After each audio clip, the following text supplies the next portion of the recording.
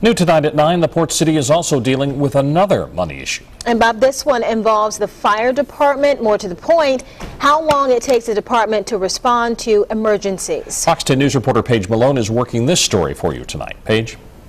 Bob Lenny's, one of the problems facing the Mobile Fire Rescue Department is the lack of new stations. And to make matters even worse, some of the old stations aren't always fully staffed. During an emergency, seconds count, and no one knows that better than Mobile Fire Chief Stephen Dean. Lately, his department has been losing some of those seconds because of budget issues. According to national standards, fire departments should be able to respond to an emergency in less than 6 minutes, 90% of the time.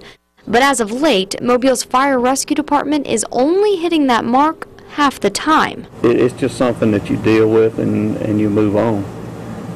But we've answered all calls, we've serviced them in an adequate manner. Dean says the city's budget crisis forced the department to make some serious changes, including taking some engines off the streets. But Dean says even when that happens, there's still another truck at the station ready to go. We're not going to leave it in a situation that we're not going to send somebody to answer the call. And it's not like they're having to come 35 miles to get there. The next closest station is not that far away. When it comes to having a new station, now that's an issue. In the past 37 years, only 2 new stations have been built. Firefighters have been moved around, but only 2 new companies with new equipment and personnel have been added since the 70s. At the same time, the number of calls that come in increase around 10% each year.